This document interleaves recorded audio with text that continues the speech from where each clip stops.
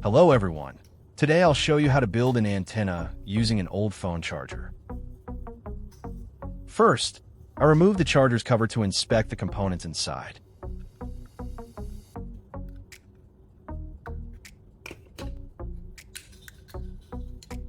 Next, I take out the circuit board since it will not be used in this particular design. In the next step, I use a key as the signal receiving element of the antenna. Because the key is made of metal, it can serve as a receiving element within this homemade antenna system. Next, I have a packet of putty here.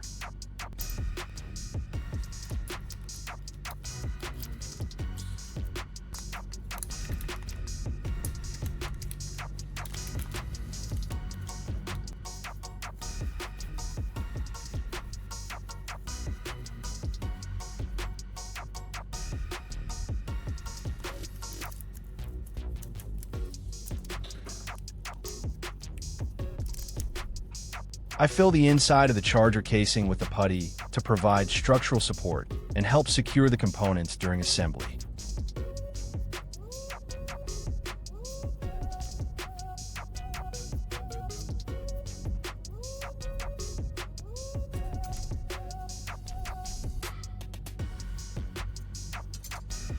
After that, I close the charger's cover back into place.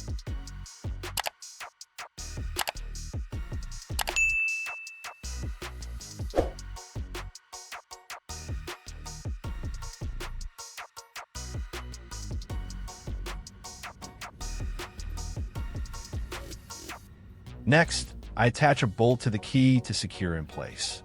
Then, I tighten the nut to ensure the key is firmly fixed and won't shift during use.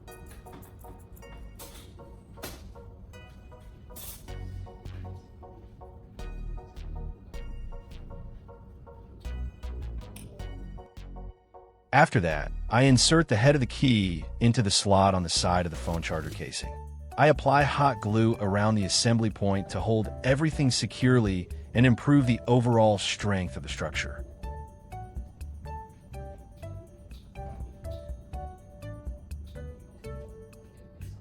In the next step, I use a rectangular wooden block as the base stand for the antenna. First, I place the charger's prongs on the surface of the wooden block and use a marker to mark their positions. I make an additional mark on the left corner of the wooden block in preparation for the next machining step. Next, I use a drill to create holes at the marked positions, making it easier to secure the charger in place.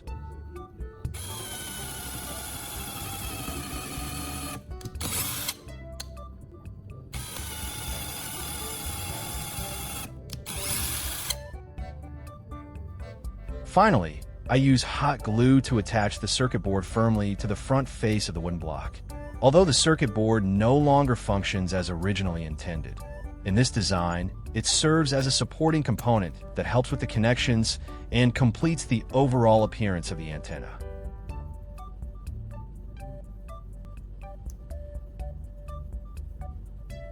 Next, I have a homemade receiving component made from a spring and a screw. First, I apply a small amount of flux to the contact area between these two parts to assist with the soldering process.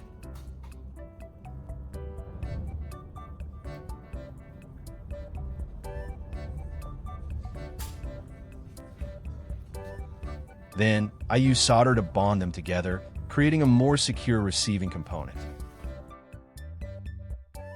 In the next step, I apply hot glue into the two drilled holes on the wooden block and secure the charger's prongs in place.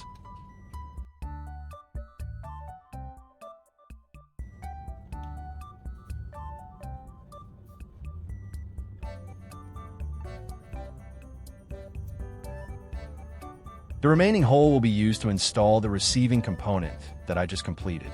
After aligning it properly, I fix the receiving component in position to complete the antenna's framework. Next, I use a plug to serve as the connector for the antenna.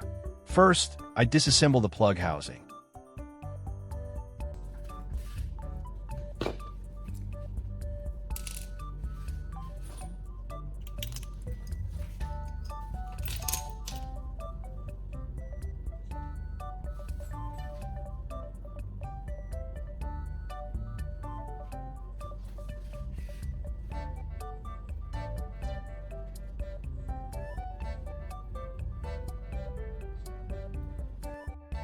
Then, I connect the cable wires to the two metal terminals inside the plug to create the signal path.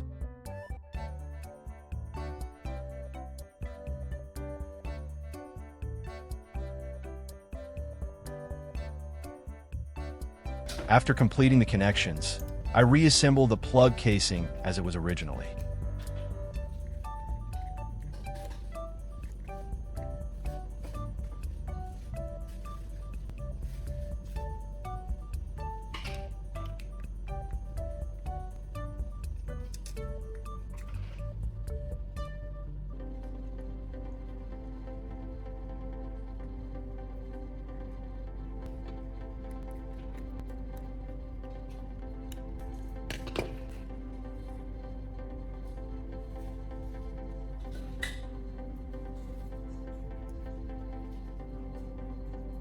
In the next step, I solder the wires to the circuit board. First, I create fresh solder joints on the circuit board to prepare it for the wire connections. Next, I strip the ends of the wires to expose the copper cores, making the soldering process easier.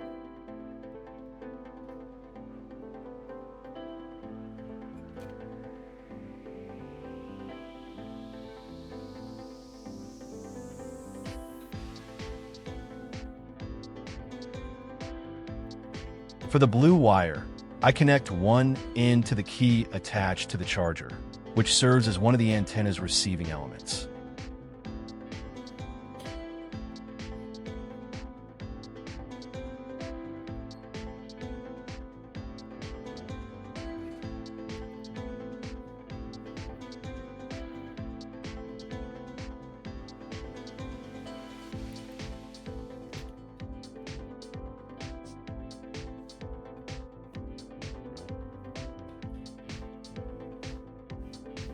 The other end of the blue wire is then soldered to one of the solder points on the circuit board.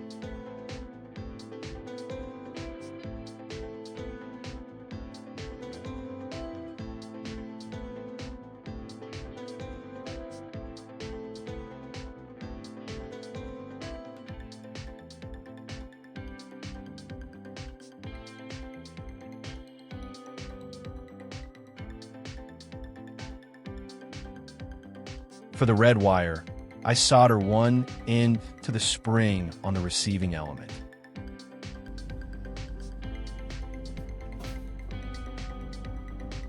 The other end of the red wire is soldered to the remaining solder point on the circuit board to complete the connection path.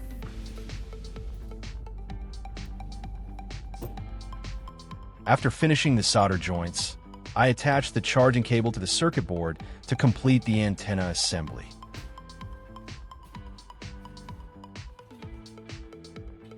Next, I use this long signal cable to connect the antenna to the TV.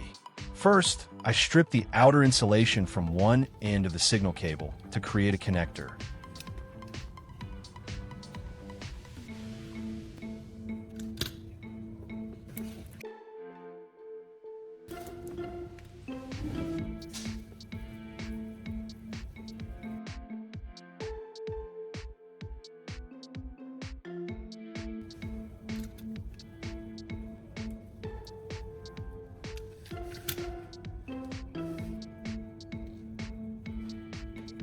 Then I connect this end to a female plug.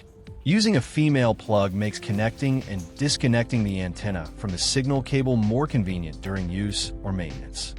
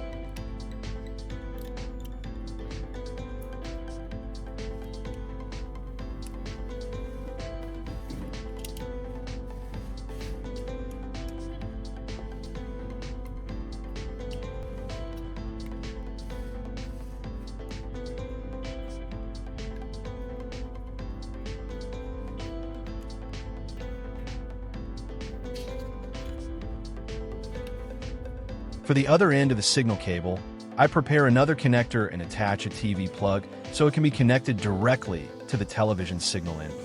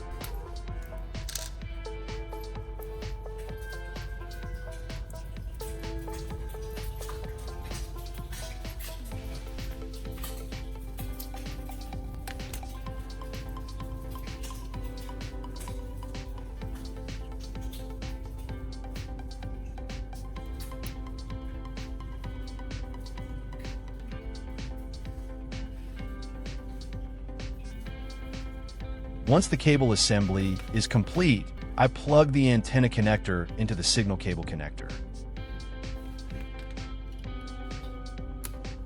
Now, I'm going to test it in real-world conditions to see how effective it really is. First, I'll switch to a TV channel to check the signal reception without connecting the antenna. As you can see, without the antenna connected, the TV only displays the message, no signal. Next, I'll connect the DIY antenna to the signal input on the back of the TV for the actual test. And here is the result. Almost immediately after connecting the antenna, the TV channels begin to appear.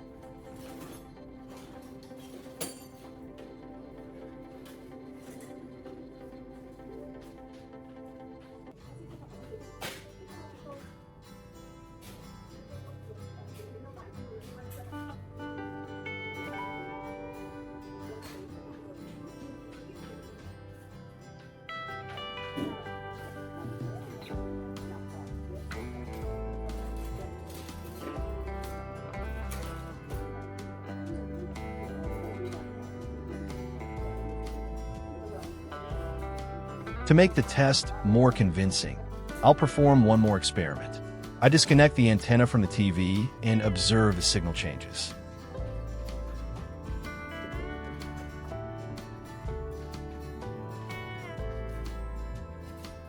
As soon as the antenna is unplugged, the screen instantly returns to the no signal message. All channels disappear, confirming that the signal truly came from this homemade antenna.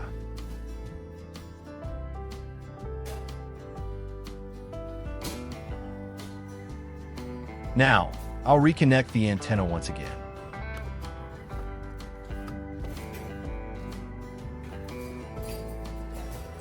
As you can see, within just a few seconds, the channels reappear and continue working normally.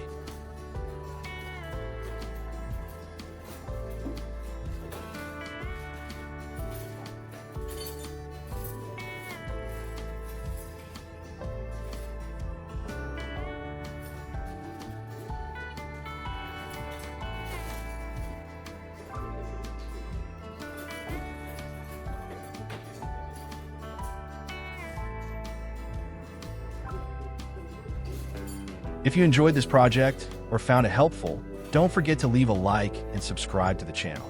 Your support motivates me to continue creating more repair, recycling, and DIY projects in the future. Thank you for watching, and I'll see you again in the next video.